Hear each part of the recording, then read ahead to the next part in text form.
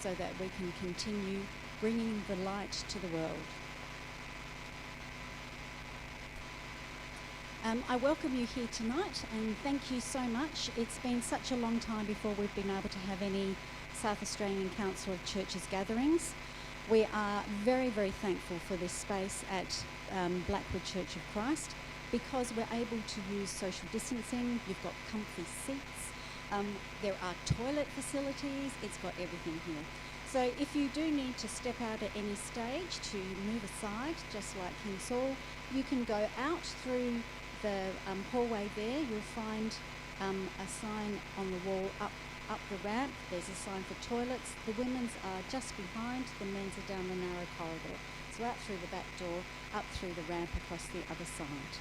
If you need to have a glass of water at all, we aren't supposed to be offering any hospitality, but if you are choking and coughing, I am happy to break that rule to get some for you.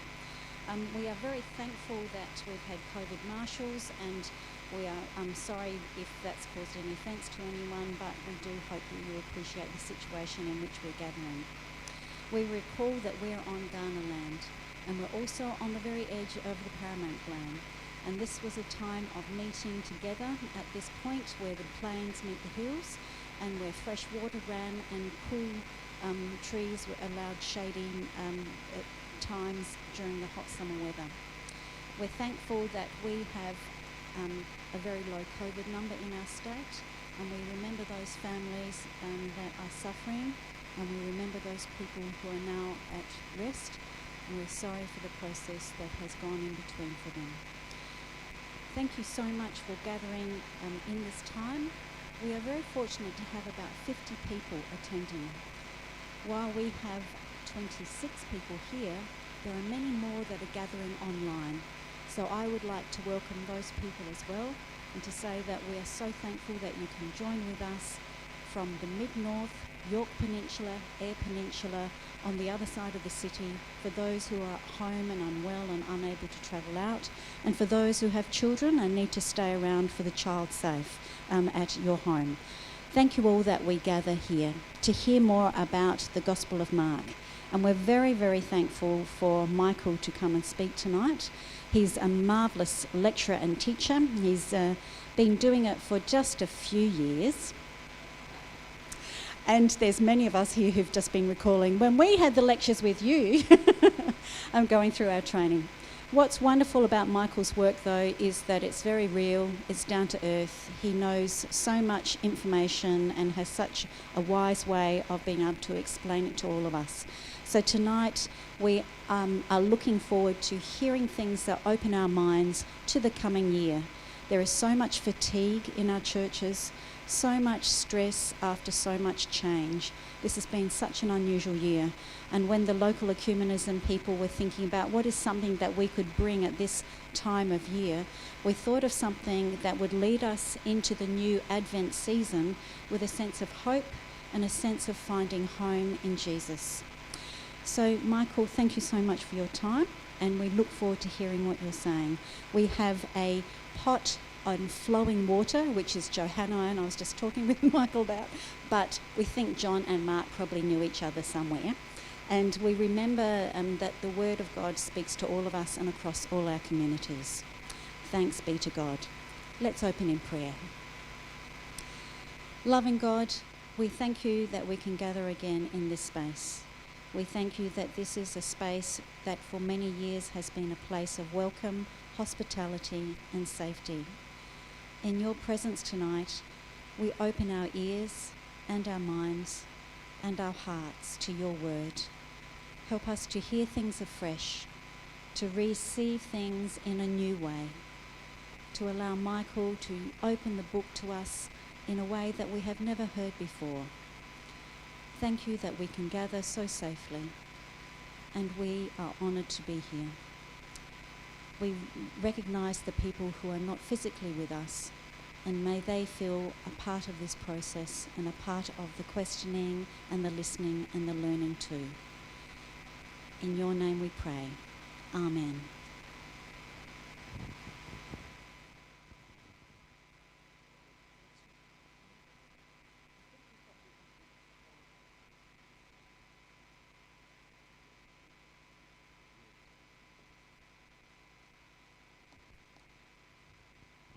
Hello.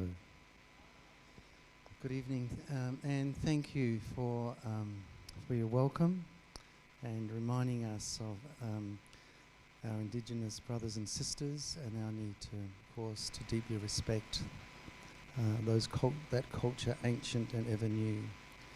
And thank you too for welcoming here into this church. And it's lovely to be here.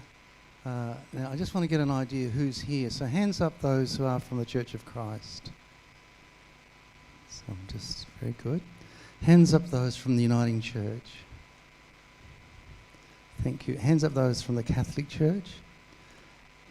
Very unusual. They're sitting in the front. And one in the back there. Very good. And I can't see your hands of those of you who are out in the internet world. Any from the Baptist tradition here tonight? Is there any tradition I haven't actually mentioned? Lutheran, of course. A Quaker, lovely. Anyone else? So welcome. And it's also good to see some Coptic Orthodox. Oh, lovely. So I think I've got us all. The next thing I want to know is hands up those who have not brought a copy of Mark's Gospel with them. Catholics, put your hand up, please. Okay. I always think if Catholics come to a presentation on the Bible and they actually bring their Bibles with them, the end of the world is about to come. So it's lovely to... Anyway, I'll work with some of the texts. Some of them will be on the screen and some of them will be also... you'll know it from memory, probably, but what I want to do is work with some of the texts in Mark's Gospel. And some of you, I believe, online are from the Mid-North. And a couple of years ago, I was invited by the Bishop of Port Pirie to go up and work. They had an assembly of the diocese up there, the Catholic Diocese of Port Pirie. And the bishop began inviting everyone, and he began with this joke. And I'm just going to adapt it slightly. But anyway, the story goes that the bishop was dying. And he, by the way, if you've got no content, just entertain the crowd with jokes. Anyway, the bishop was dying. He was in the palliative care room and he was on oxygen. And a priest came in. His priest came in to pray over him. And while he was praying, the bishop reached out to the cupboard and got a bit of paper and a pen. He wrote something down. He folded it up and gave it to the priest, and he died. And the priest thought, I won't open it now, because these are obviously the last words the bishop wanted to give to the diocese. I'll open up and read it at his funeral. So the funeral went on, and anyway, the priest got up and said, now, but just before the bishop died, he gave me the last words he wants to say to the diocese. He opened it up and it said, you're standing on my oxygen tube. So I'm hoping this presentation will give you some oxygen for the Gospel of Mark. And I'm very conscious of former students with me. And I want to acknowledge Nina, whom I worked with, myself and Mary Turner, as Nina worked towards a doctorate. So it's lovely to have you here, Nina. So thank you for coming. So I want to talk about the household as a conceptual template for understanding Mark's Gospel.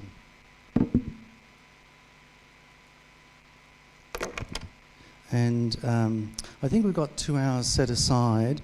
I'm going to go for about 45 minutes, then we'll have a little break, and then I'll go for another 15 minutes or so, depending on time. But feel free at any time to ask any question whatsoever, and I'll promise I will not answer it.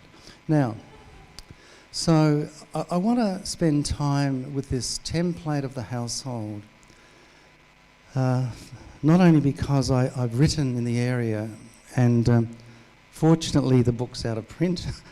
But also because in recent times, particularly through the coronavirus, we have recovered the importance of household, the domestic setting. And as we know, of course, and referred to this, we know that this has been a very difficult time for many people, particularly in terms of employment. The level of stress has been elevated. Mental health issues have surfaced. So there is something about what happens in the domestic setting that becomes very important. And I want to suggest that Mark writes the gospel with an awareness of that setting. And in fact, you can almost hear the gospel in terms of this. And I want to start with the story of Jesus. When we think of Jesus and we think of the narrative that is present, I don't know if you can see that too well, but the very first thing that occurs when we think of Jesus, so we're thinking of the story of Jesus of the 30s. By the way, a lot of this I think would be very familiar to you, but I'm just setting the foundation for what I want to work on later. The key ministry of Jesus was to reveal God's communion with human beings and with creation. He wanted people to know that God loved them and that God enjoyed creation. That's a fundamental, it's a core revelation that comes through the stories of Jesus in each of the Gospels. And he talked about the basileia, that's the Greek word for kingdom.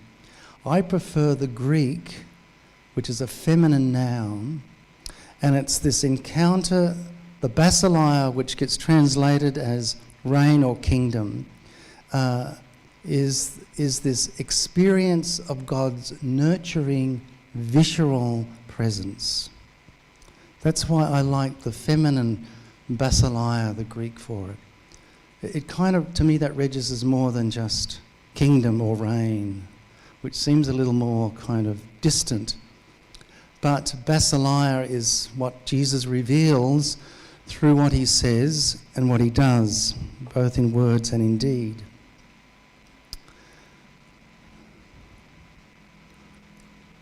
Now, hang on. I'm having a difficulty just moving this. Should be right? Okay.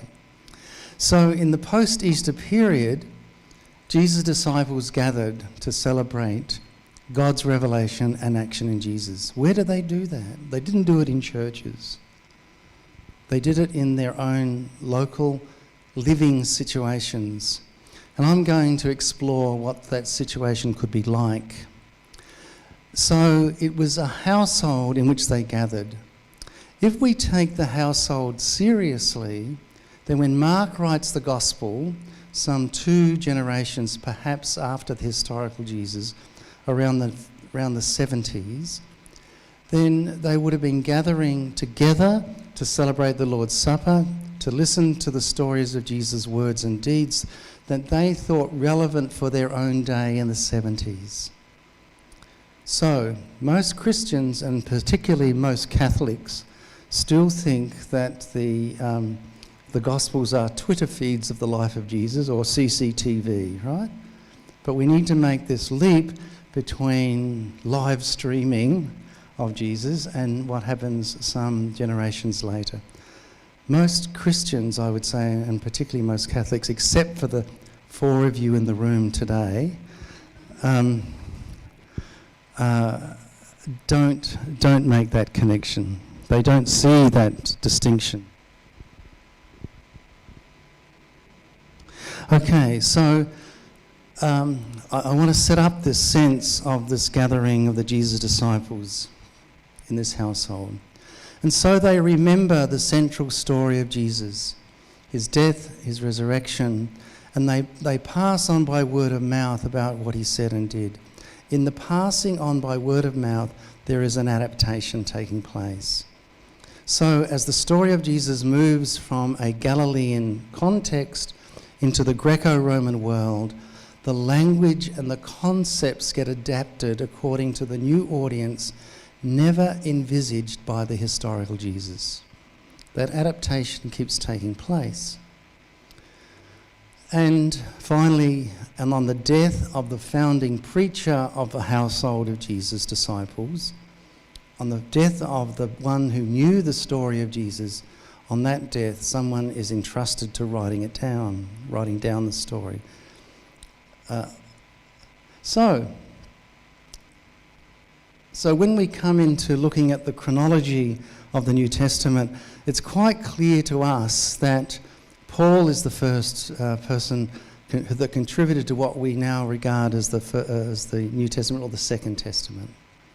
Okay, so the 7 letters are attributed to Paul, and then after Paul dies, Pauline households of Jesus' followers need to re-experience Paul's teaching for a new time, and so subsequent Pauline writers are contributing to Ephesians, Colossians, Thessalonians, and finally, in the latter part of the first century, the so-called pastorals, 1st and 2nd Timothy.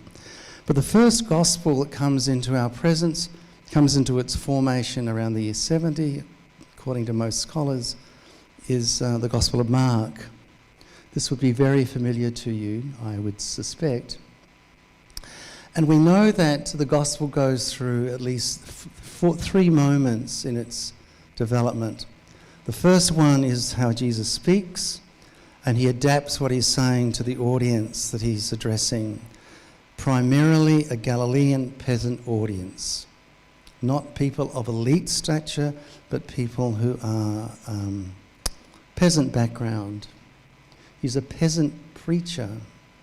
And then, as time moves on, the disciples pick up the narrative of Jesus and they address the story of Jesus to a new setting, again, never envisaged by Jesus in Galilee. Jesus was speaking to Jews. Jesus was Jewish. And currently in our liturgical cycle, we are reading from the Gospel of Matthew, which is a gospel addressed to Jewish followers of Jesus. If you don't put on a Jewish hat, so to speak, you miss a lot out on Matthew's gospel. Mark is not writing to such an audience, but is writing to a Greco-Roman audience. And that occurs around from the Gospels come into formation from the year 70 with the first Gospel of Mark. And then we think John's Gospel goes through at least 2 to 3 editions from the late 1st century to the early 2nd century, around 110. So those 3 moments are very important for us to recognise, because most people who are reading the Gospels today, particularly people who come out of a fundamentalist background, equate moment 3 with moment 1. And I want to say it's important to recognise that there's been this development occurring as time goes on. So when we come on to Mark, then, whoever Mark is, we don't know. The names of the gospel writers were given in the late 2nd, perhaps early 3rd century. But there was, because of this honour which these gospels had, they wanted to align them with either the first generation of Jesus' disciples or companions to the first generation of Jesus' disciples. Hence, the Gospel of Mark attracts Mark because of the alignment to Peter. And so the recognition of what's going on there in this connection to the heritage that's starting to develop. So Mark writes for a new situation, addresses concern in Rome. We think Rome is a possible candidate for the story of Jesus. Whether it's Rome or whether it's a city somewhere in the Roman world, we're not clear about, but there are many scholars that would suggest Rome as a possible, maybe a probable candidate for it. I myself argue for Rome. There is one scholar who wrote to me from the United States to tell me that he was suggesting that Mark's gospel comes out of not an urban audience but a rural audience, but he's wrong. And Mark shapes the story of Jesus And the very first story that gets completed is the story of Jesus' passion, death, and resurrection. That's the first narrative that we think comes into its final shape sooner than any other. And then the gospel then is written backwards with a view towards the conclusion of the gospel. There's a scholar, Martin Kehrler, a German writing in the 19th century. He says that the gospels, plural, are passion narratives with lengthy introductions. So there's this, we always, while we begin the gospel, chapter 1, verse 1 and so on, and work forward, there is this kind of background, recognising that it's going towards the denouement. And so what Mark did back in the 70s, I think we do today. We seek to adapt the gospel to our own circumstances. What does Mark's gospel say to us who are dealing with the coronavirus? Well, I think it can say a lot, because as we'll see as we get into the gospel, Mark is dealing with people who are distraught, who are really affected by what's going on around them, are really affected by the context of their own situation. So, in the writing of Mark, my little clicker, here we go. So it's written backwards. It's the story, the gospel is written with a view towards the ending. It's written through the lens of Jesus' resurrection and death. And Mark's gospel, as many of you would know, was was the basic gospel for Luke and Matthew, who had their own context later. And when you line up Mark with Luke, we can see that there are additions that Luke has made to Mark, of course, in the beginning of. So Luke is added to Mark. Then there's that whole gap that occurs between chapters 9 to 19, which is dealing with Luke's journey narrative. And then Luke adds other sections to Mark. And then when you come on to Matthew's gospel, Mark provides the basic contour, though we know that Matthew adds stories to the beginning and the end of the gospel and adds 5 blocks of teaching material, similar in some ways to the 5 books of the Torah. But anyway, our focus is not on Matthew, but it's just really to remind us that Mark provided the foundation for these other 2 gospels. And as we would know, we are celebrating this year the year of Matthew. So let's have a look at Mark. It's a Mediterranean world. It's not South Australia, it's not Adelaide. I mean, it's obvious, but it's amazing how many people still think that Mark was writing for a contemporary audience today, or an Australian audience. It's a Mediterranean world, 1st century, very different values. And they did not speak English. I know that's obvious, but we've got to keep reminding ourselves that the text we have, the English text we have, is a translation from the Greek. And the translation depends on a translator. And you can never trust the English translation. But it's the only text we have, isn't it? So when people start arguing over what this text means or that text means, it's a dispute over an English translation, but not over the text, the original text of Mark. So we come to a gospel and we're listening to it. The gospel was intended to be listened to. It was not intended to be read. And mainly because the culture in which the text gets presented is a listening culture, and what I call an oral culture. Oral. They listened, they remembered it, and they proclaimed it. Mark's gospel was intended to be memorized. And when you look at the literary pattern of the gospel, there are certain techniques that Mark builds into the text that when the proclaimer is proclaiming the gospel, it's designed as memory hooks for its proclamation. Oops. Now so, it's a window into a world. So when we read Mark's Gospel, we are picking up then a story that enables us to get into a different world, a world different to our own. And what we are seeing then are the relationships between the household of Jesus and the wider civic world. Mark is engaged in a dialogue which needs to be respected in the fact that Mark's world is very difficult. It's an urban gospel. It's a time of transition. What we discover if we allow the text and we listen to the text, the gospel to speak to us, there are problems within the household of Mark.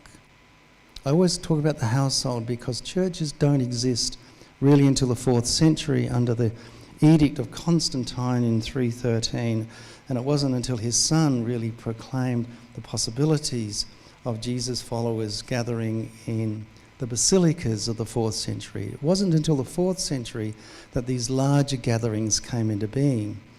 So they were meeting in smaller communities, and what I'm going to suggest, they met in households, houses or apartments. I'll come back to that in a moment. There are issues dealing with leadership. Who's in charge and who's important? Now that never happens in churches today, I know that. But certainly in the time of Mark is dealing with that kind of leadership issue. Who's important? Who's got power? Who's got status? And there is this sense of people experiencing abandonment. That is to say, they're in this time of strife and they feel that God is silent. God is absent to them. They feel alone and abandoned. And this theme of aloneness and misunderstanding comes through quite strongly, particularly in the portrait that Mark creates of Jesus. So, let's have a look at the household, if I can move us on a bit. Here we go. So they gathered in households and apartments. And the story of Jesus is gathered into a complete narrative for the household of Mark for the first time. So Mark is the first one that writes this. The focus that I looked at when I was writing this was a Roman household. I'm going to say a bit about that. But in more recent reading, I reckon they actually gathered in apartments. And I'll tell you why I think that shortly. So the Gospel is written around the 70s. It's a Roman urban context with an urban, cultural and social setting. Each of those three words, urban, cultural and social, deserves a whole explanation in itself, which time doesn't allow me to do that. But we just need to take stock that what we think is cultural is not what the ancient Rome, what the Roman world and the first century world did. It's a very different world. And we have to kind of guard ourselves against imposing our Adelaide style of understanding onto a story that comes from the first century. So we need to listen to Mark's Gospel, I'm suggesting, with domestic ears. In other words, is it possible to hear this story using the household framework as a template for listening to the Gospel? I want to take us to the eruption of Mount Vesuvius in 79. Mark's Gospel is written around the year 70. 9 years later, Vesuvius erupted. And we know that, and you can see the lava flow that goes from, that comes southeast. It affects Pompeii, which is the most famous of our cities that we're aware of. The other city it affects is Herculano here.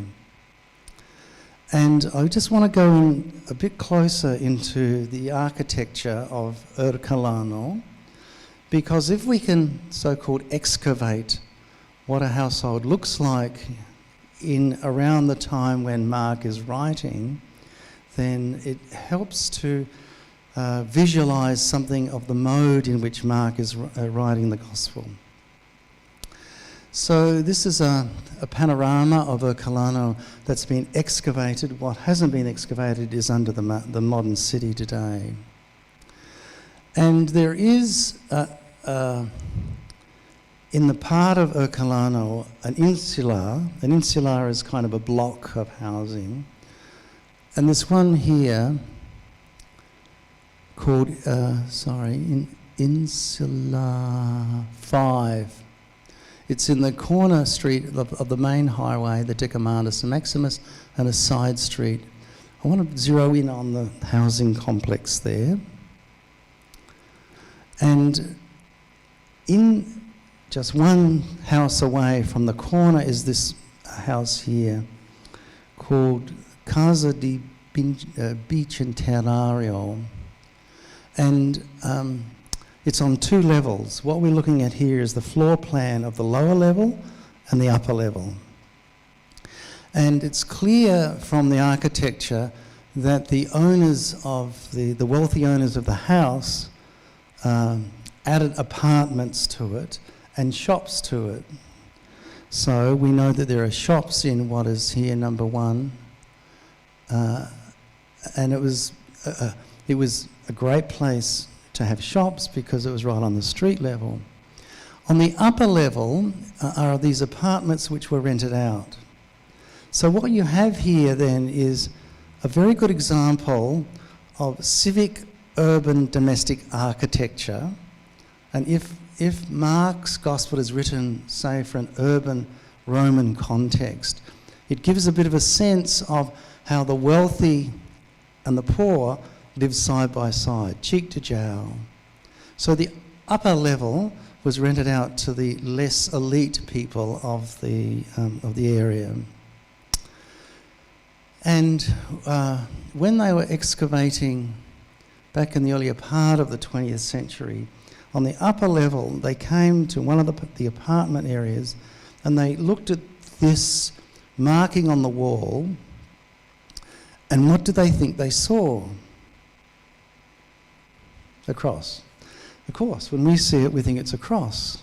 And if it is a cross, then we have the earliest example of a cruciform shape in history. So from the year 79, when Vesuvius erupted. Okay. However, and before it is a kind of a prie-dieu, a kneeling place. And so what some people had thought is they had located a gathering place for followers of Jesus. There's been some doubt cast on that. Here it is today, looking from the lower level. Obviously the house is in great need of renovation. It's a renovator's delight. But you can see the cross on the wall on the top up there. And one scholar by the name of Bruce Longenecker has suggested what we're looking at is not a cross but a plastered shelf, right? This is an example he's taken from somewhere else to give that.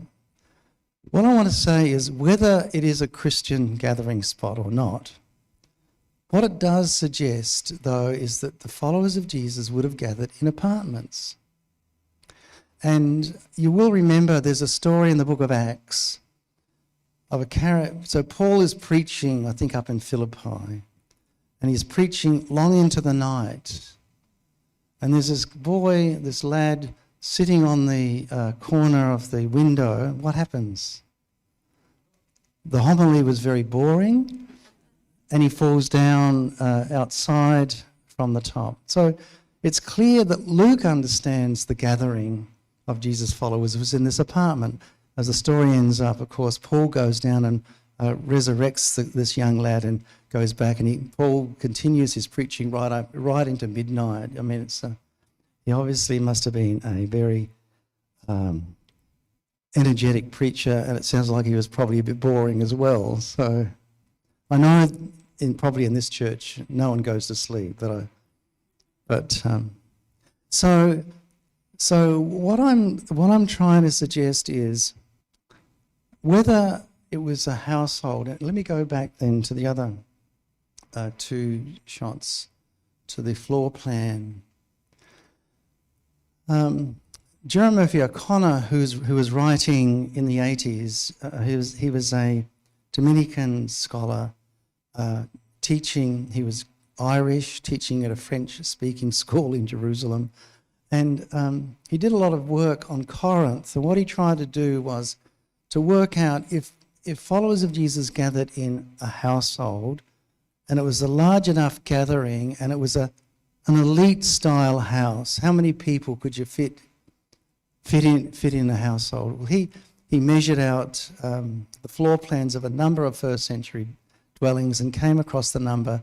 If you put about 9 or 10 in the dining area, called the triclinium, and the overflow went into the peristyle courtyard, he reckons you'd have around 40 to 50 people. Right?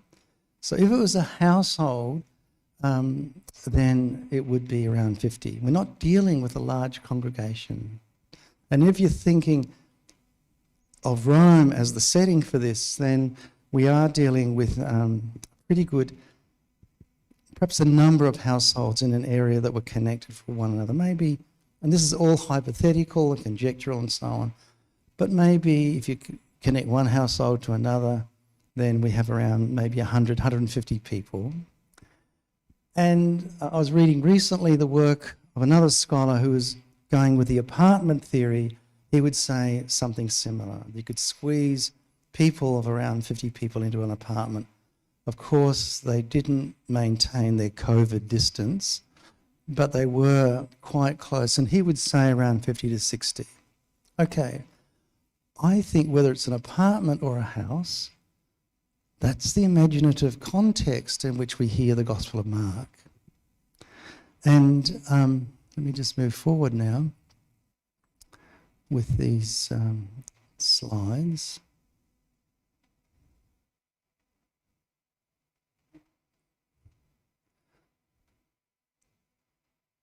You might, and the next one. Thank you. Good on you.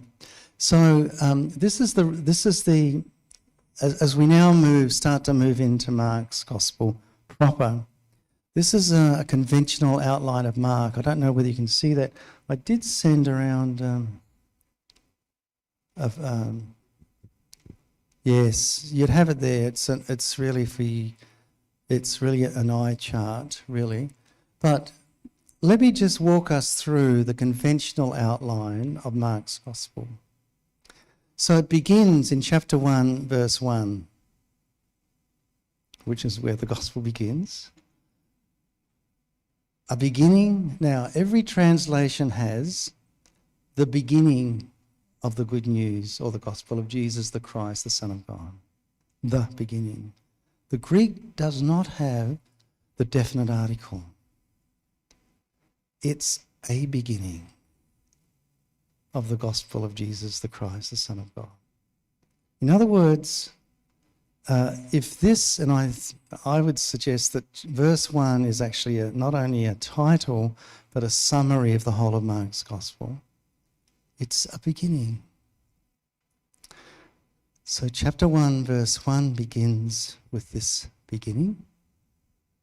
Just go back one more slide. Thank you. Thank you.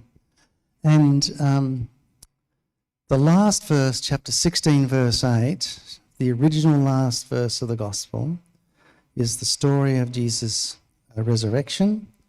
The women come to the tomb with purposes of anointing the body of Jesus.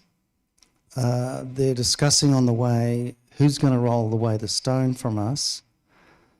And Mark makes the comment, and the stone was very large. They come to the tomb and the stone's already rolled back. So Mark's already saying God has already entered into the story, because if the stone is impossible to roll away, then how can that happen? So the women, they meet the young man who's in the tomb and sits at the right side. Mark doesn't say on what right side this character is sitting. And then the young man says, I know you seek Jesus the Nazarene. He has been raised. He is not here. See or behold the place where they laid him. And then go tell the disciples and Peter, he's going before you to Galilee. Okay? Those words of the young man are summary for what the meaning of the Easter message is for Mark's community. I'm going to come back to that. And then the last verse of the gospel is, the women run from the tomb with fear and trembling and say nothing to anyone because they're afraid. End of gospel. Someone out of the Markan household, having read later Matthew and Luke's gospel, decided they're going to patch it up because whoever wrote it didn't want that ending because it just sounds like a failure. However, the ending complements the beginning. The beginning is a beginning. So the ending is not an ending, it's a beginning. And the whole gospel is a beginning. It's a beginning that is reflected on as one listens to the story of Jesus from there on. It's the beginning of the good news, not bad news, and Mark will say in the words of Jesus what that good news is, and we'll come on to that after our break. The good news of Jesus, the Christ, the Son of God. The first half of the gospel deals with Jesus as the Son of God, or and the Son of humanity, what that means. The second half of the gospel looks at Jesus as the Christ, the Anointed One, and what that means. So that verse 1 is a summary of how to engage Mark's gospel. So it then moves into the wilderness. It's in the wilderness that John the Baptist appears, and it's into the wilderness that Jesus comes. He's baptized by John in the wilderness or at the River Jordan. Some of you might have heard this joke, and I'm sure with students when I was teaching Mark. I remember celebrating a Eucharist with a priest in a local parish. He was reading the Gospel from Mark, the story of Jesus' baptism. And the story goes, and Jesus was baptized by John in the Jordan. He read, and Jesus was baptized by Jordan in the John. And this is a Catholic church, right? Catholic community. I thought, did I really hear that? And I looked out to the sea of faces, and of course they were all deadpan. So, as happens in Catholic churches, not all of us, except for the 3 and 4 of us here. But every time I now read that gospel, I've got to be very careful I don't baptize Jesus in the John. Anyway, after that comes the revelation of Jesus, this whole reaction of Jesus' healing ministry. And it's very clear that the basileia of God is active in what Jesus says and does. Then comes in chapter 8 to 10 what is called the teaching on discipleship, a catechism, and it's framed by a story at the beginning and the story of the end of someone who's blind, and he's brought to Jesus, and Jesus heals him for once, and he says, "Can you see anything?" And the guy says, "I can see trees, but they look like people walking." Right? How would he know what walking trees look like if he had not seen once? You know what I mean? How would he know? How would he be able to identify people that look like walking trees if he did not know who people were visually?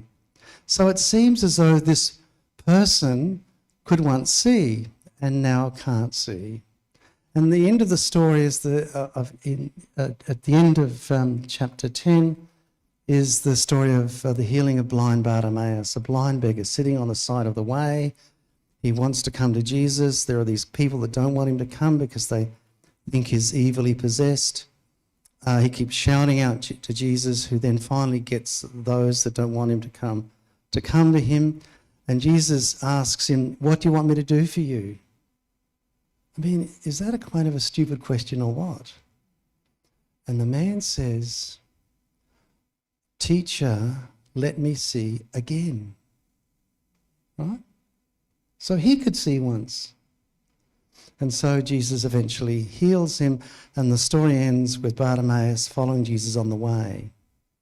It's a story about discipleship. Now, those two stories, the healing of the blind person at the beginning of that section and the healing of blind Bartimaeus at the end, is a metaphor for discipleship. Jesus is dealing with disciples who think they can see and they're blind, and they need to be healed of their blindness. I could say a lot more about that, but I won't because of time constraints. So then Jesus finally comes into Jerusalem in chapter 11. It's here that the antagonism builds up. His antagonists from the religious authorities is very clear. The tension is mounting in the gospel, remembering that the story is written backwards. So this opposition has been mounting and growing since the beginning of the gospel. And finally, we come to this situation where Jesus is executed as a criminal. And then we have the story of Jesus' resurrection that I've just narrated. So it's one narrative, and the pace of it is quite quick until we get to the last two chapters, 14 to 16. And the pace slows down to the point that Mark even gives us the hours, because what Mark wants the listener to do is to focus on the last, three chapters, 14, 15 and 16, because it's there that the meaning of the gospel comes to its resolution. I'm just keeping an eye on my watch. I'm just wondering whether it'd be a good time to have a break, and then what I want to do in the next 50 minutes is to move into the text, having established what I've been trying to do. So let me just summarise. The foundation of the Gospel of Mark is, of course, the story of Jesus of Nazareth of the 30s. Jesus proclaims the Basileia by word and deed. That proclamation gets picked up by disciples who then venture off into the Greco-Roman world. They adapt the story of Jesus to the audience to which they're addressing. As time moves on, and as the preacher of the founding communities of Jesus' disciples, the founding households of Jesus' disciples die, then comes the need to write down the story in order to preserve it for their own moment, for their own situation that's going on around them. I'm suggesting that Mark's Gospel was written for the 70s for a Roman urban domestic audience, and therefore we'll construct the Gospel, as we'll see, with domestic household or apartment understandings, framing the way that Jesus is seen as a householder of God. Okay? So, would you like a break? And you've stayed awake? And for those of you in the other part of the world, you can have a cup of tea or coffee or something else if you ever have it. So let's take a 5-10 minute break. So by my watch, it's 2 minutes to 8. If we could be back here, please, by 8 minutes past 8. Okay? Thank you.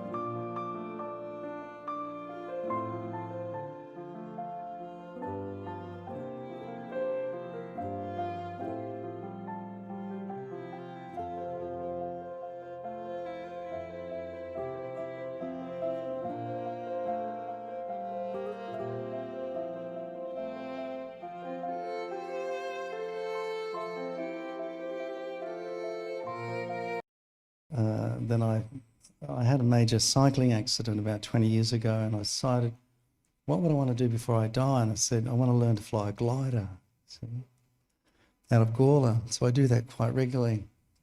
Anyway, so I said to gathered, I said, I want to tell you a story about a bishop who was assigned to the outback, and he wanted to get around to his parish, but he decided to drive was going to be a long time, so he decided to learn to fly a plane. So he went up with an instructor sitting on the left-hand side of the aircraft, and the bishop was on the right. Anyway, while they were flying, the instructor had a heart attack and died.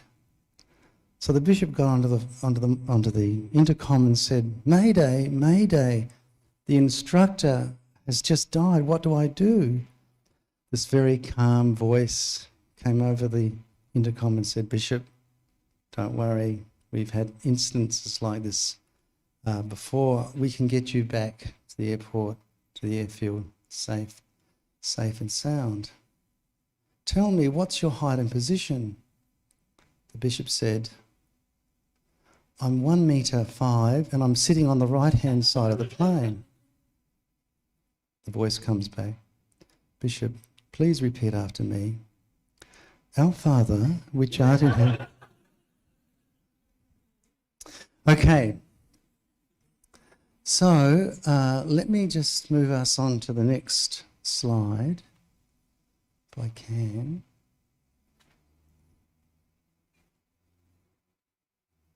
How are we going? Is it me? What's that? Excellent, thank you. Now this is reading Mark or hearing Mark's gospel in terms of the house, right? It's a different outline, similar but different. It begins in the desert, which is a place of homelessness. Okay? It's the wilderness. And we're going to move through some texts, but all this will be time dependent, I'm sure, and I definitely don't want to go beyond 9 o'clock. I think you're very brave to come out for a 2-hour session for a start. It begins in the desert, the place of homelessness, and it ends in a tomb, which is a place of homelessness. And just as verse 1 of chapter 1 echoes chapter 16, verse 8, the spatial image of the first part of the gospel marries the final spatial image of and the last part of the gospel. So homelessness surrounds the gospel. And homelessness, or the experience of wilderness, is the experience of being fractured, uncomfortable, and in a place that you've never been before. Does that sound familiar? It's the COVID experience, right? So that's the narrative that that's the theme that Mark is going to explore. Then in the third part of the gospel, I should go left or right, but the third part is the formation of the household of Jesus' disciples. What's going on in that house? And Mark explicitly creates the architecture for us to understand that. Mark is writing from an apartment or from a house and wants to contextualize the story of Jesus for the community, the household of Mark's own day. And then in the fourth part of the gospel, chapter 8 to 10, which is what in the previous slide was about the catechism on discipleship, beginning and ending with a story about blindness, and I'm suggesting that's a metaphor for discipleship. The disciple is the one who sees. The disciples in Mark's gospel, they have optic problems, and they fail to see as the story unfolds. And then in chapters 11 to 13, we have Jesus in the temple, where he meets the religious leaders and the antagonism that's building, but then he keeps coming back into a home, into a house. It's in that house that he gathers with his disciples for the final meal. It's in the house that he heals. He's in the house of Simon, a leper. So there's this contrast between what goes on in the house and Jesus with his disciples and what's going on outside when he goes out of the house. And then it moves towards Jesus' passion and death, the beginning of this experience of wilderness. And if I don't get around to it later, I want to say that the last words of Jesus before death is, Eloi, Eloi, lama sabachthani, my God, why have you abandoned me? So death becomes an experience of abandonment. He still cries out to God, my God. So there is this faith that Jesus has in the presence of God in the midst of his own experience of the wilderness. And leading up to that, when you hear Mark's gospel, you're hearing the story of one who dies naked. If you read the story carefully or listen to the story carefully, Jesus' garments are already off his body. He's already been stripped naked once when he's before the soldiers and Pilate while he is mocked.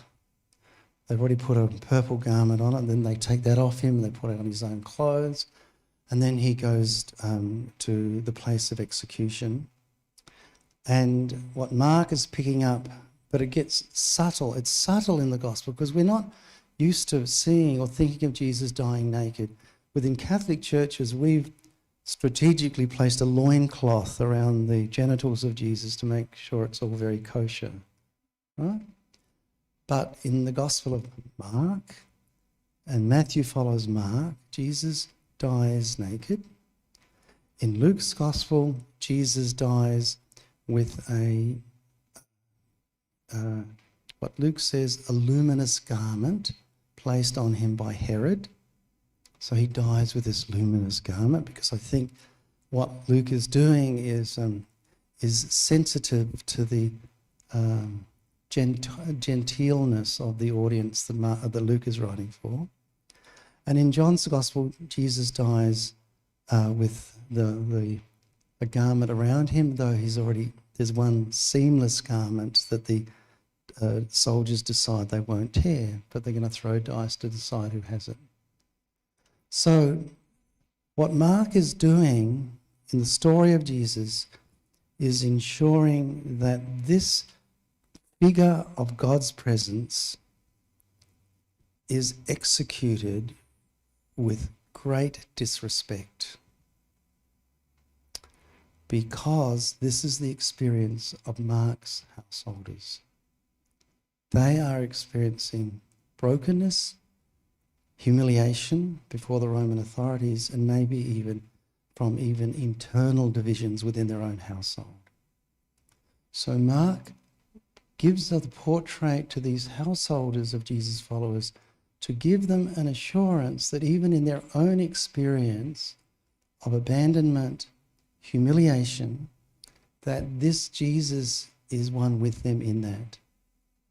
And then if you go, I'm spending time on these last two stories because they're so important, and I didn't want to rob us of the time on this. But in the last scene, and I've already gone over the general outline of the resurrection story in Mark, the young man says, the earlier time we saw a young man in Mark's Gospel, it's the only time it appears, is when Jesus is arrested in Gethsemane, and there's this young man following Jesus, right? It's only in Mark's Gospel. And they seize him, and he runs away naked. So what's going on there? The first time we get a streaker in the Gospels, right? So the garment becomes a symbol of baptismal life. If you're hearing the narrative, not as a Twitter feed of Jesus back in the 30s, but as a story for Mark's own household, it's clear that, well, it's clear to me, that what's happening is a young person following Jesus, a kind of a neophyte, symbolic of the neophytes of the Markan household. When the time comes under pressure, they reject their baptismal garment. They leave their baptismal commitment and run away naked. They've lost their identity. Well, a young man now appears in the tomb in chapter 16. Is this the rehabilitated figure? Or is it an image of the risen Jesus? Because Mark says he's sitting on the right side. Who sits on the right side? Jesus, right? In the Creed we say, and is in the right side of the Father. So is this image of the young man in the tomb an image of the risen Jesus? I don't know, but it's evocative. And then the young man says, I know you seek Jesus, the crucified one. He has been raised. He is not here. See, the Greek word is ide, which means look at or contemplate see where they laid him, contemplate the place where they laid him, and then go on mission. Go and tell Peter and his disciples that he's going before you to Galilee. If you look at that little phrase, he has been raised, he is not here, see or behold or contemplate where they laid him. The resurrection then, he has been raised, the meaning of the resurrection, he has been raised, is connected to absence. He is not here. And then they're told to contemplate the place of absence. Now, I don't think this is a mistake that Mark is writing, because when Matthew and Luke take on Mark's story, they change it around considerably. But Mark is keen for followers of Jesus who feel absence, who feel as though they don't belong, who feel as though they're in a tomb-like space. They're told to contemplate it. Now, all of us have these experiences in our lives where we feel, I think at times we feel as though the world has turned upside down. We have the coronavirus spiritual experience. We feel the experience of, I've come to this place, I did not anticipate it. Life has not gone on the trajectory that I had decided on, and this experience has occurred to me, and I feel as though I'm in a tomb. I feel I'm in this place that I did not anticipate. And this parallels the experience of Mark's own householders who are really experiencing upheaval.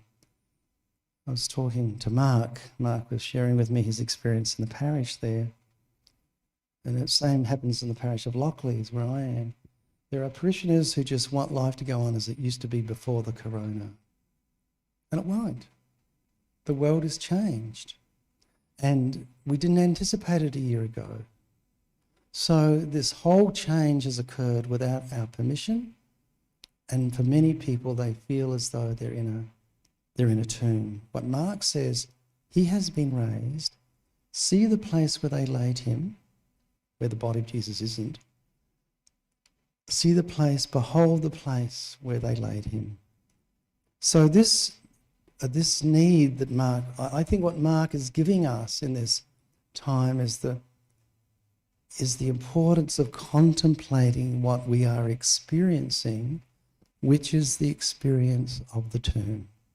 It's the experience of homelessness. Does this make sense, what I'm saying to you?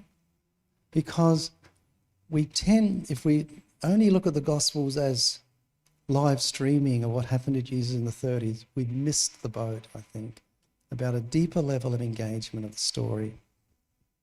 So I wanted to get to the end point, because between now and 9 o'clock, I want to move now into the text itself that we have.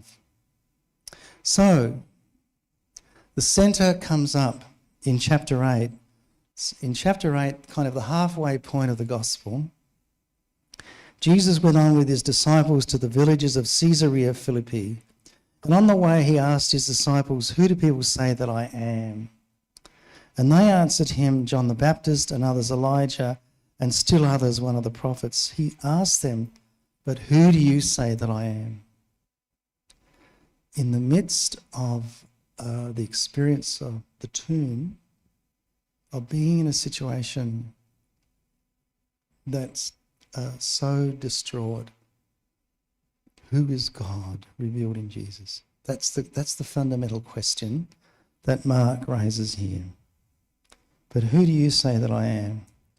Peter answers, "You are the Messiah, you are the Anointed One." And Jesus sternly ordered them not to tell anyone about it. Then he began to teach them. So this is at the centre of Mark's Gospel. Then he began to teach them that the Son of Man must undergo great suffering and be rejected by the elders, the chief priests and the scribes, and be killed, and after 3 days rise again. He said all this quite openly. So this anointed one of God is also the suffering anointed one.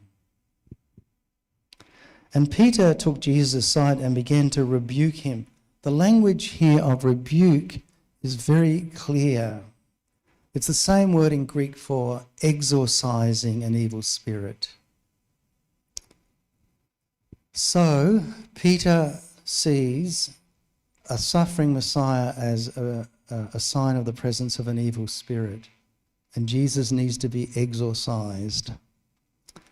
Then Mark says, "But turning and looking at his disciples, Jesus rebuked Peter."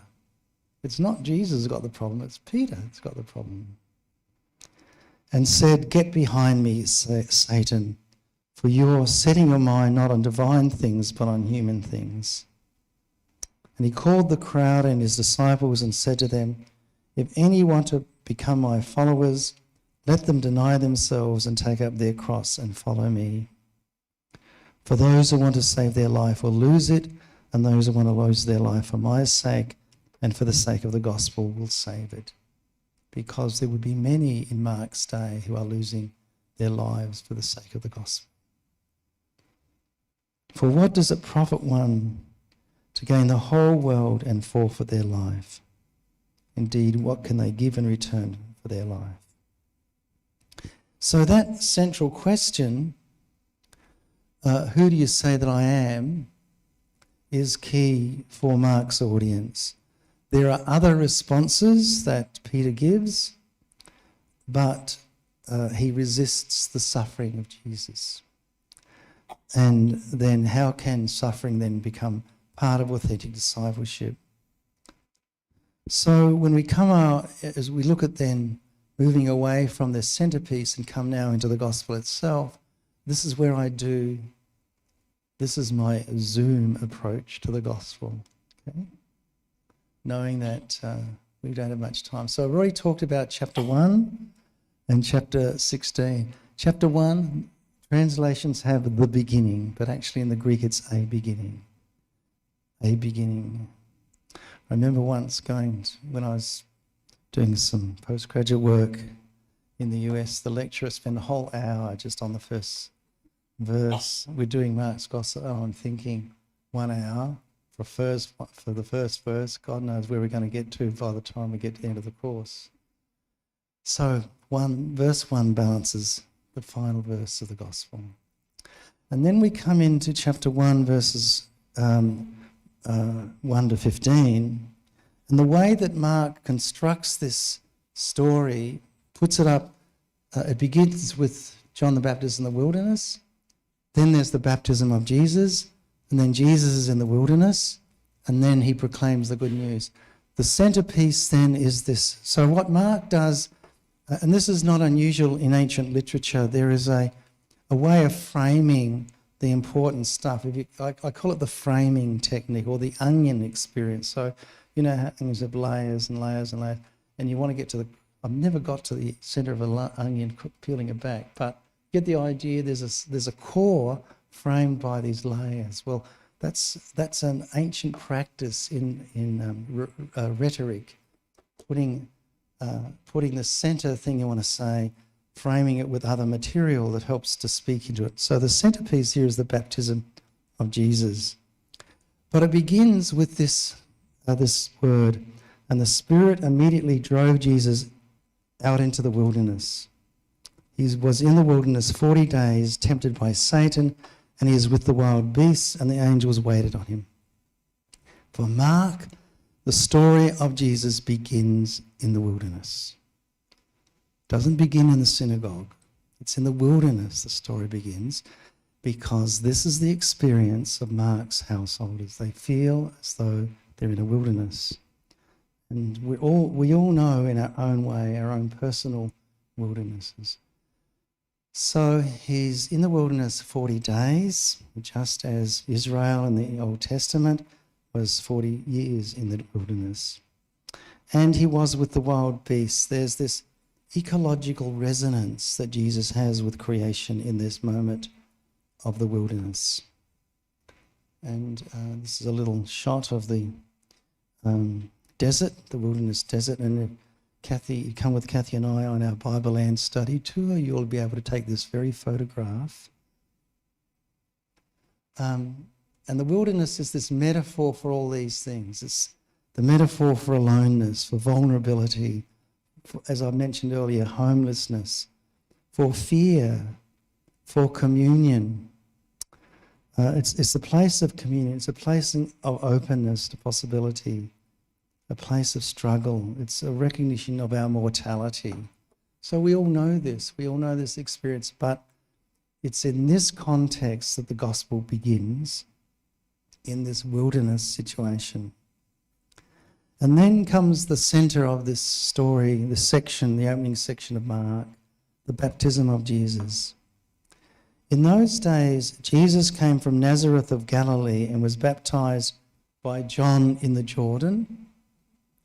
And just as he was coming up out of the water, he saw the heavens torn apart and the Spirit descending like a dove on him, and a voice came from heaven, "You are my Son, the beloved, with you I am well pleased."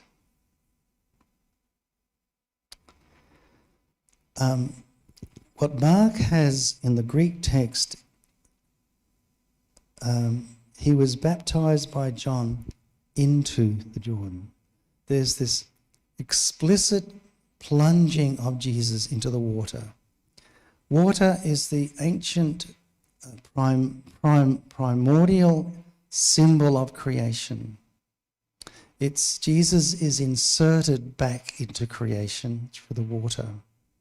Remember in the story of Genesis, the story of creation, everything's watery. There's dome of water above, dome of water beneath. And in order to create dry lands, God separates the water above from the water beneath and then separates the waters beneath to create dry land. So the whole watery stuff is present there, and it's here in Mark's Gospel. And as he's coming up out of the water, then comes this experience of the heavens being torn apart. Torn apart means now what seemed to be access to a realm that was so difficult to penetrate now gets broken open through the action of Jesus. So there's this communion between the heavenly realm and the earthly realm, as illustrated in the baptism of Jesus. And the Spirit of God descends on Jesus. And then a voice comes, "You are my Son, the beloved, with whom I am well pleased." Why does Mark have this story? Because Mark's not doing live streaming of the 30s. Mark's telling the story for Mark's own day and for Mark's own householders. Because what Mark wants to do is remind all the baptized followers of Jesus, and there was a whole ritual, a Jewish ritual, which the followers of Jesus adapted for their own initiation into the Jesus movement. But they too are baptized, and they, hearing this narrative, would say, "I too, as a daughter and son, am beloved of God, and God is well pleased with me." Now, I reckon a lot of Christians carry guilt. And because I know it within my own tradition, a lot of Christians, Catholic Christians, carry guilt. And we need to keep listening to this narrative, because the primordial disposition that God has to the baptized is one of delight. And it's a delight in Jesus, it's a delight in the followers of Jesus, the disciples of Jesus, and the disciples of Mark's own day. So to those baptized, you and I are beloved, and God delights in us. We need to keep hearing that, particularly at times when we are surrounded by a lack of appreciation or people are really struggling. We need to hear our belovedness. And then in the next scene is Jesus then opens his mouth in chapter 1, verse 15. So these are the first words of Jesus in Mark's gospel, and it comes out of the wilderness. So the gospel comes out of the wilderness. It doesn't come from a synagogue or a church or a gathering. It comes from the wilderness, because it's when we are in these wilderness experiences that somehow we have the humility to open ourselves up to the encounter with them, with the gospel. There are 4 statements that Jesus makes. He says the time is fulfilled, the kairos, the time of God's coming is fulfilled.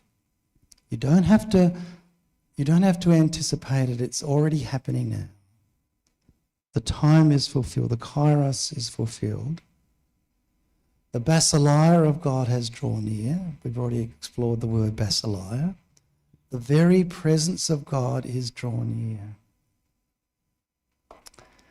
He then says, repent. The Greek word is metanoiete, the combination of 2 words in Greek, meta and noiete, repent. It's not about going to ask for forgiveness for sins. It's not about that. Meta is the same word we have in English for metamorphosis, for change, and noiete is the word for knowing. Change your knowing. Change the way you think. Now, for those of us who are religious, we know what God thinks. We don't need to be told what God thinks. We've predicted what God thinks or what God has. That attitude is problematic with the disciples in Mark's Gospel, because in that section, chapter 10 to 14 that we talked about earlier, they have, the Greek word is, and you can hear it, sclerocardia. Scleros, hardness. Cardia, of the heart. They have sclerocardia because they haven't got metanoiete. They haven't got this change, this openness to change. And I think one of the things we'll be dealing with in the post-corona virus period, of course, is people want to go back to exactly how it was before, right? So this capacity to change one's heart, one's being, is really interesting. It's really important. The capacity to be open to change. Metanoia. So it's not about sin, it's an attitudinal disposition which is at the core of discipleship. The disciple has to have, if one is going to be an authentic disciple of Jesus, has to have this capacity to change attitude, an attitudinal change. And the disciples have this sclerocardia. And the 4th element that Jesus preaches is, and believe in the good news. Not believe in the bad news, but believe in the good news. In the midst of the experience of the wilderness and the tomb, there is the possibility of encountering good news. Now, I think we have to hear this today. I think, from my own tradition, when I think of the whole sexual abuse crises, the whole problems we've had with our leadership in our church, beneath all that, I am being called as a disciple to believe in God's good news. I've often said in those days, remember those days when planes used to fly around and we used to fly from one country to another? I said, the best way, if I want someone, somebody next to you and they want to just keep talking, the best way I can stop them is to say I'm a priest. Yes. So these four elements are at the heart of discipleship in Mark. And you see how they get played out as the story unfolds with the disciples. Because the kairos for them isn't fulfilled. It's awaiting a future that they are going to manufacture. The basileia of God, well, they want to make sure they're in with the basileia, they're in with the kingdom. In fact, two of them are going to come to Jesus and say to him, would you mind putting us on the right hand and the left hand when you're in your kingdom? Remember that? Well, they want to take charge of this kingdom, this basileia. And this, as already mentioned, this sclerocardia, this sclerotic heart, spiritual heart that they have, needs a conversion, and hence the impossibility of believing the good news. So this, moving on, so this whole story of Jesus is framed from the wilderness that now moves into the next part of the gospel, and as we move towards the end in chapter 14, the story of Jesus continues. So how is Jesus portrayed then? And this will probably, I'd like to go for about another 10 minutes. That will bring us up to about 10 to 9. And then if you've got some thoughts or reflections you might like to ask them or share them with me. So I'll work through these as best I can. So chapter 1, verses 16 to 20, where Jesus is walking along the side of the lake, and he calls his disciples, Peter and John, Simon, Peter and James and John, the two sons of Zebedee, Peter and Andrew, James and John. And he calls them into a relationship with him. And he calls them from the context of their own world. He doesn't say, go off and study in the rabbinic school, so you've got all the Hebrew, the Torah. He doesn't say that. But something in life actually is the foundation for this discipleship. And he calls them to fish for people. So these are fishers. They know what fishing's all about, and it becomes a metaphor for their focus is on the people. And then comes in a latter part of chapter 1, this scene. As soon as they left so what Mark sets up is this synagogue house, indicating that by the time Mark has come to write the gospel, there's been a whole move away from the Jewish synagogue into the domestic setting. And this is the first house scene that we have. And probably it's the last story that I can work with. As soon as they left the synagogue, they entered the house of Simon and Andrew. So we're in a house. Right? This is the first house scene. They enter the house of Simon and Andrew with James and John. Whose house is it?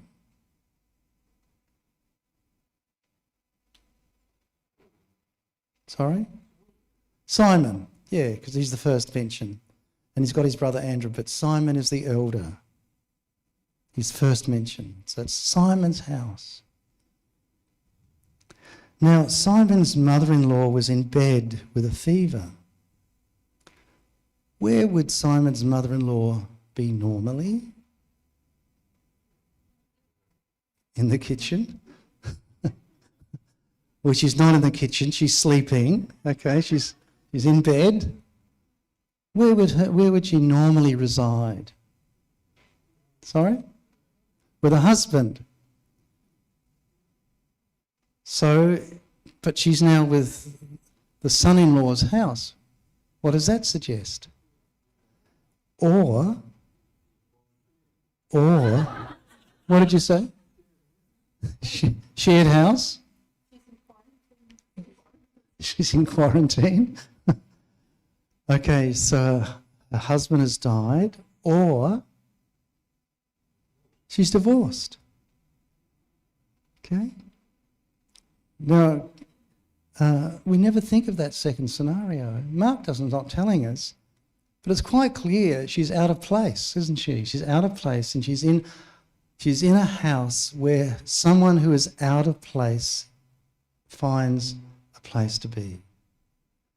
What Mark is doing is constructing what the house of the disciples looks like, or should look like.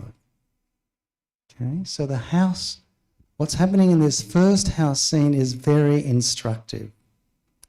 So we have somebody who's out of place present here in the house.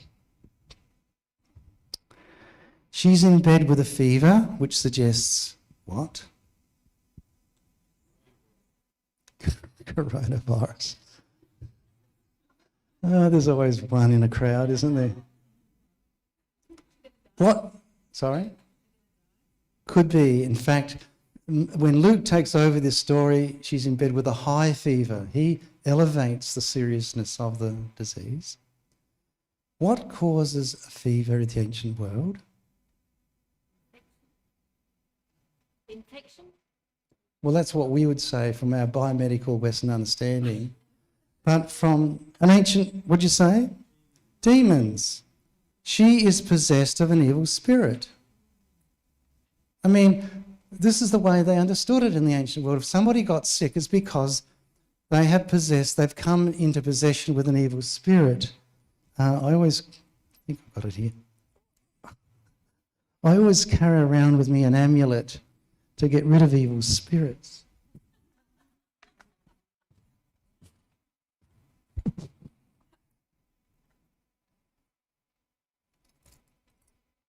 This is a very Catholic amulet. So you see what's on the bottom here, all these crosses, and at the bottom here was a blue eye.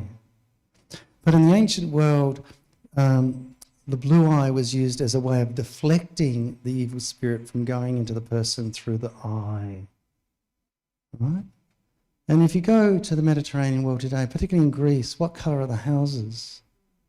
Blue. So there are ways of protecting one another from the evil spirit. And the other way of protecting them was, of course, to appeal to a higher authority. Mark's very clear who that higher authority is. It's Jesus. So we've kind of got to we need to park our Australian understanding of biomedicine and try and get into the world of Mark. So she's in bed with a fever. She's been deteriorated because of the presence of an evil spirit.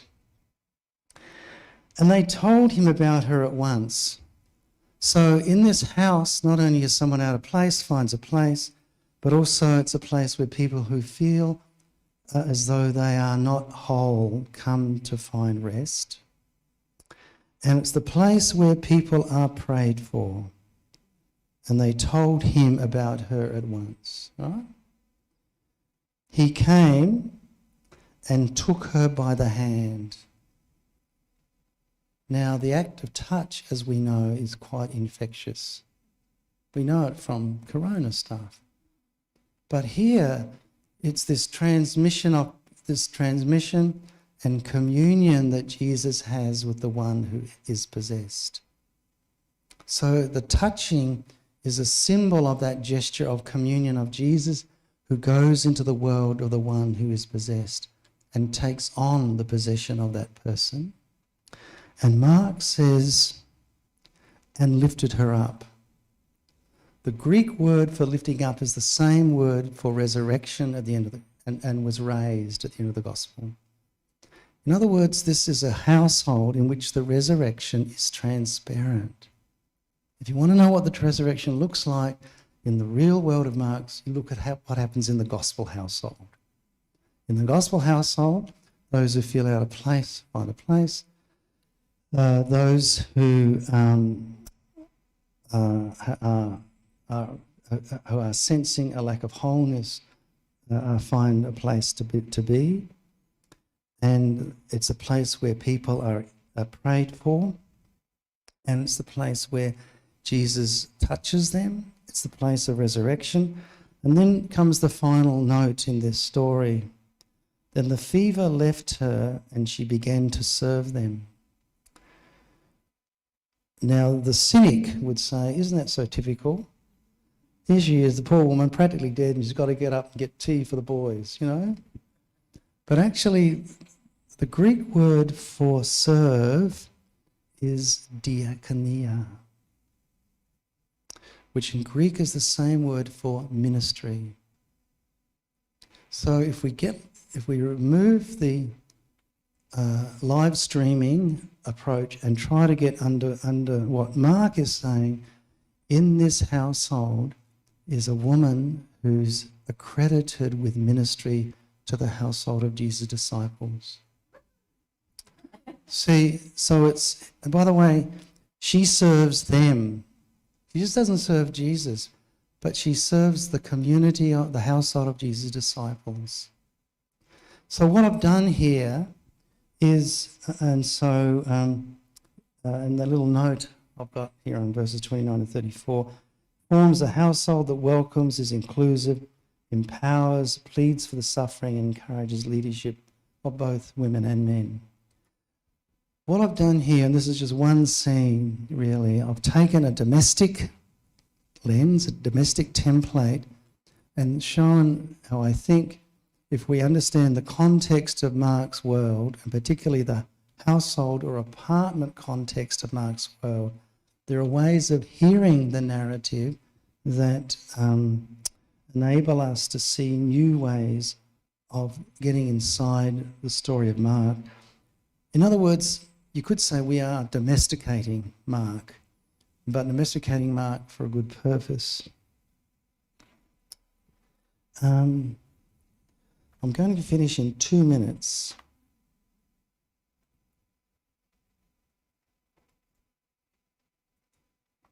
I just want to get a text that I can finish with. I mean,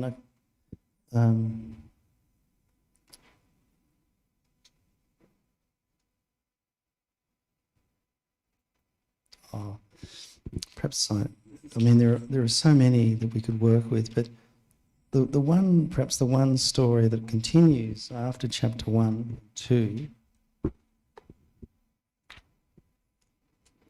after he heals the paralytic, in chapter 2, verses 13 to 14, is the story of the calling of Levi, the son of Alphaeus. Jesus went along beside the sea. So this is an echo of the earlier discipleship call story. Jesus went along beside the sea, and all the crowd gathered about him, and he taught them. And as he passed on, he saw Levi, the son of Alphaeus, sitting at the tax office, and said to him, "Follow me." And he rose and followed him. So here's another disciple. Now, verse 15. And as he sat at table in his house. The Greek word is in his house. The Greek translation is in his house. Whose house is it? That's what the NRSV does. It translates the his as Levi. But it's not clear. It would have put the word Levi to clarify the ambiguity. Is this in fact Jesus' house? See? And if you listen to what happens afterwards, and as he sat at table in his house, many tax collectors and sinners were sitting with Jesus and his disciples. So what kind of household is this? It's where naughty people come. For there were many who followed him, and the scribes of the Pharisees, when they saw that he was eating with sinners and tax collectors, said to him, "Why does he eat with tax collectors and sinners?" So there's this problem that they see, that Jesus is communing with these people who are disreputable. So let me just summarise then what I've been trying to do tonight. And there are so many other texts, as you can see by the notes, that that we could do. Mark writes to people who feel as though they're in a tomb. They're in a wilderness because of the social, cultural context in which they're living. There's division both within and without the household of Mark's community. Mark portrays Jesus who is one with them, who understands and experiences the wilderness, even at the moment of death when he experiences divine abandonment. And then what Mark points to is the tomb, the place of absence, and says to Mark's audience, when those moments you feel as though life has come apart and you feel absent, somehow contemplating that experience becomes the foundation for the encounter with God and the resurrection that God offers. So that's all I wanted to there's a lot of other stuff I want to say, but it's about 9 minutes. So you might like to just have a chat with one another just for a minute, and then we can come back and have some comments or questions until 9 o'clock. Okay? Only if the person next to you looks friendly.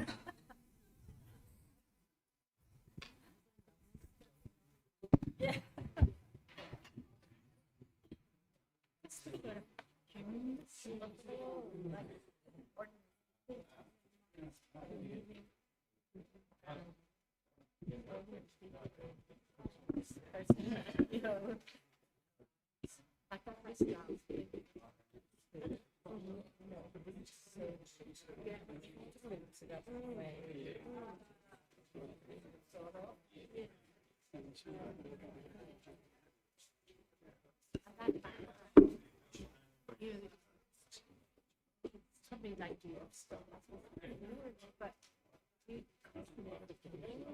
just the bar and just talking to it, right? Speaking for a particular and yes, that's what it feels like. Okay, there is something there. There is. And you start yeah. What I said.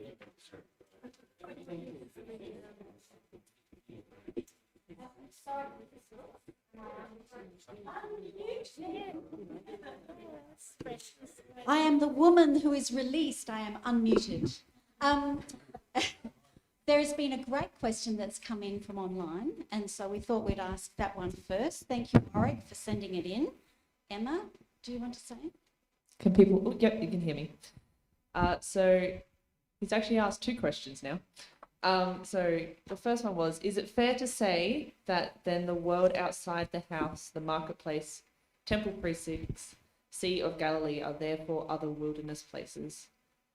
And he also asked, how did Mark and others regard the idea of demons in their time? Were they a supernatural presence or an unknown medical cause? So the first question again was, I didn't quite catch the first question. Is it fair to say that the world outside the house, the marketplace, temple precincts, Sea of Galilee are therefore other wilderness places? They can be, but also they are places of encountering God. So it's not an either or.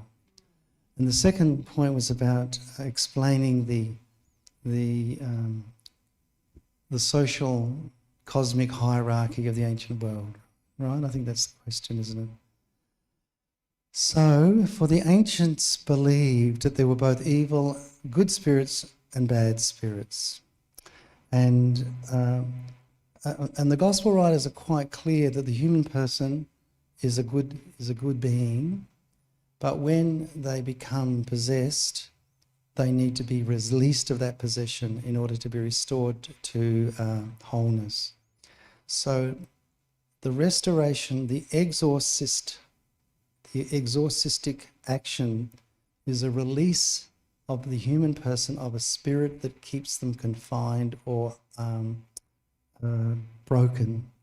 So it's a restoration to wholeness. Now, I would say, if you were to apply that to the modern world today, biomedical research and all the stuff that's going on with regard to looking for a response to the pandemic, is the act of exorcism in contemporizing what exorcism is, and it's the desire to release human beings from the contagion that is unnatural. Does it make sense? So it's a different way of understanding evil spirits. There would be there would be literalists who would think the evil spirits exist. Do you ever watch the movie The Exorcist? I did too, and I think that kind of cinematographic image of the evil spirit of Satan has possessed people for a long time. I think we need to come to another way of understanding evil possession. We know it in our own. We know at times when we are divided. We know at times in our own being we aren't healthy. Now, for the ancients, I mean, we'd have biomedical reasons for that. Or if somebody has an epileptic fit, we would know biomedically what that means. The ancients, that was being possessed by an evil spirit and needed to be exorcised. So it gets back to who Jesus was. It's quite clear from the Gospels and from even literature outside the Gospels, Jesus, and particularly Josephus, Jesus was known as a healer. He had the capacity to allow people to come to a sense of their wholeness as human beings. So in that sense, we could say he was the exorcist that the Gospels pick up. But we need to see it through a different window because we're so used to literalising the story, we haven't actually enabled a transference to occur to our own world. There's a lot of more stuff I could say about that, but it's a great question. Thank you. Any other questions? Two of the verses you've touched upon, one where the disciples are told to shut up, and one where the demons are told to shut up, is all part of this messianic secret business. Do you have a view on it? I do. Next question. Okay. So Don, I know you, right? And I know you as a very kind and generous person. And someone says to me, what's Don Hopgood like? And if I say, go and find out for yourself, what does that do? Do you know what I mean? In other words, they get to meet you on their own terms with you as an interlocutor. Whereas if I say, well, I think Don's screwy, he plays jazz awfully. You know what I mean? I could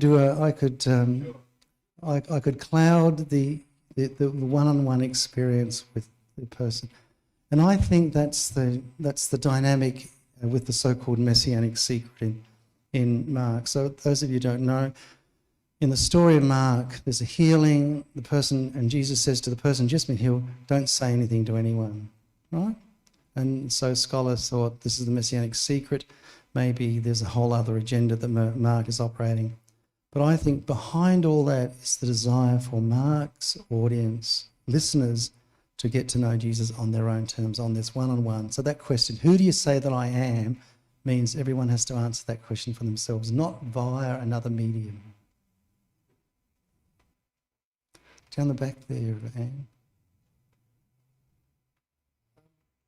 Just touching on Mark and the household, I think if we continued on, like based on the chapter 1, it says in verse 32, and at evening when the sun had set, they brought him all who were sick and those who were demon possessed. Okay, and then it goes on and says the whole city was gathered together at the door. So the point there is the household that does accept Jesus into their household actually becomes a house of blessing and a source of blessing, not just for that household and the people that live there, but for the whole city. Excellent. I would think, and I would add that I think what Mark does is have that crowd. Mark says they're pushed up against the door, and we imagine that they're actually outside trying to get in, but I think they're inside, pushed up against the door. Remember how I talked about the apartment being squashed? I think that's the context in which Mark is thinking, because the next scene is the scene of the paralytic. Remember, they can't get the paralytic in because of the crowd, so they have to lower the character down through the roof, right? So I think Mark is thinking that the whole city symbolically is right in that household.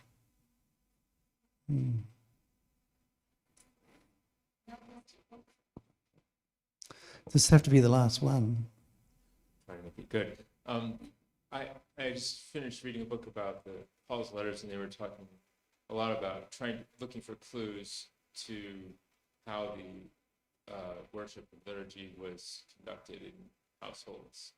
And are there clues like that in the stories of Mark about how worship would have been conducted, or what kind of liturgy would have been used? There is. I think the story of the last... first of all, the answer to this is a great question. The answer to this is going to go on. So I'm going over time, I'm sorry. Do you remember the scene of the... So there are two feeding stories in Mark, the feeding of the 5 and I think the feeding of the 4 or the 7, anyway, 5,000.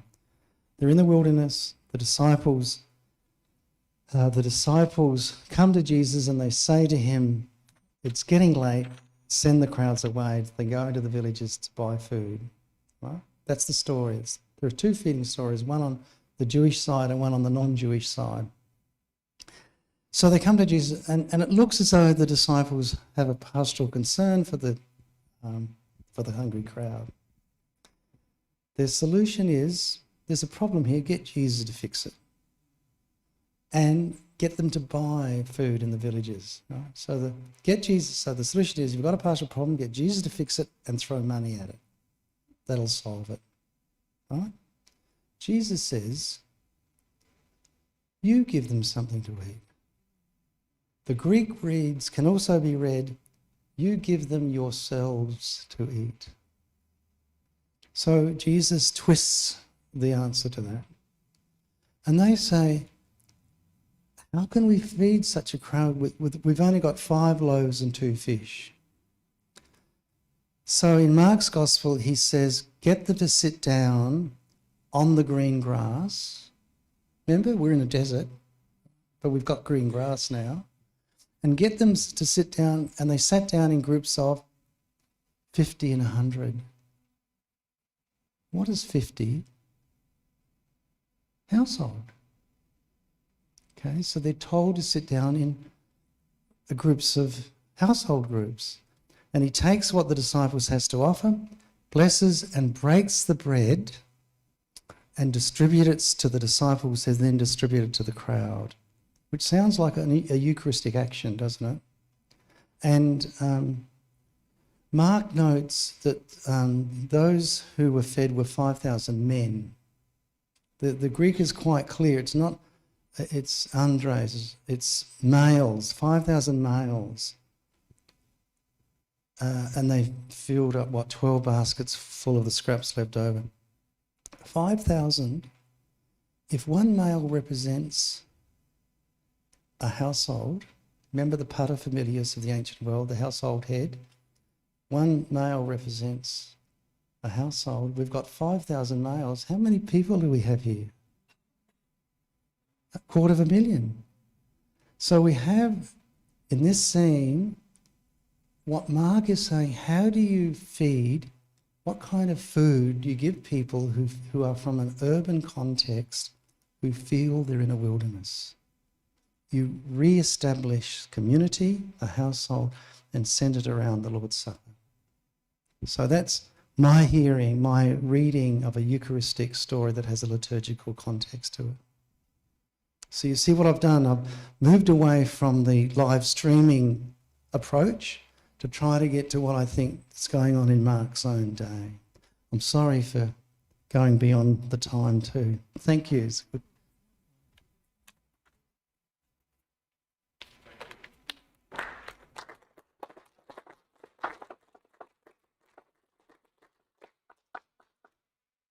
I think for me, I've heard an intimacy and a welcome and a closeness and a sense of, I have hope even in my own space.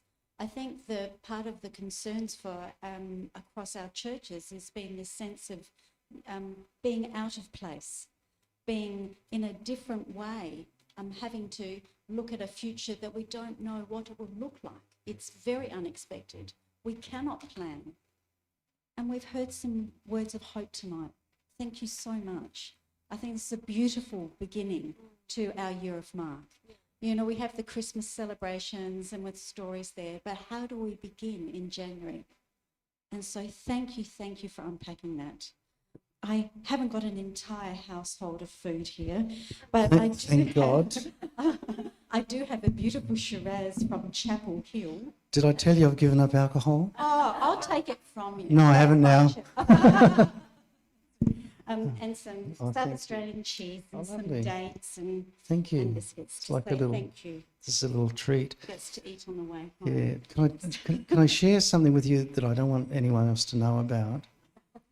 But if you go onto the Lockleys Catholic Parish website, which is lockleys.parish.com, there's a label called the Bible Repository. And if you look under that, you'll see the Gospel of Mark. What I've put on that website are 16 half-hour audio presentations that will take you through the whole of Mark.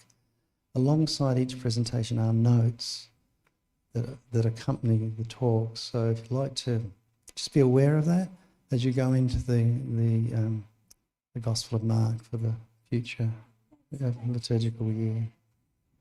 Michael, you are just so generous. Thank you so much.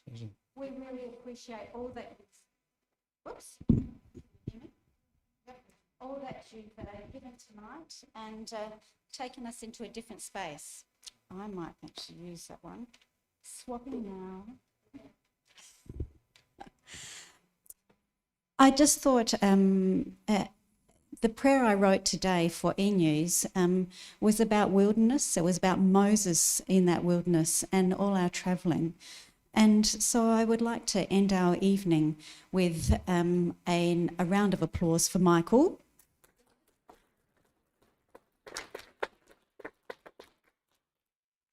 And a sense of us knowing that even when we feel alone, we belong. We belong to the household of God. And as we unfold the words in the year to come in our church communities, may we also bring them hope and love and friendship and hospitality and welcome, and so healing and belonging and inner knowing as we listen with open ears. Let us pray. Ever gracious God, when we are alone and feel no one beside us, reveal to us that you know us by name and you consider us your family. When we are uncertain of what to do, reveal to us your ways so that we know your wiser path. When we ache for identity as one of many, reveal to us your favour so that we understand more of ourselves. When we are overburdened, reveal to us your cleft in the solid, stable rock, so that we are held firmly and protected. Gracious God, you cover us with your kindness. Let us roll gently into the cleft of rest.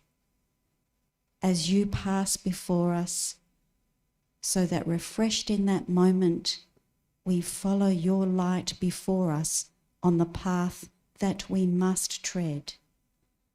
Remind us and whisper to us, my presence will go with you and I will give you rest. Amen, amen, amen. So as we step out tonight, I hope we don't have rest until we get home. And I hope that all of us travel into the Christmas time and into the new year with renewed hope and understanding. Thank you so much, Michael. And thank you for everyone joining us tonight. And we look forward to gathering once again sometime soon.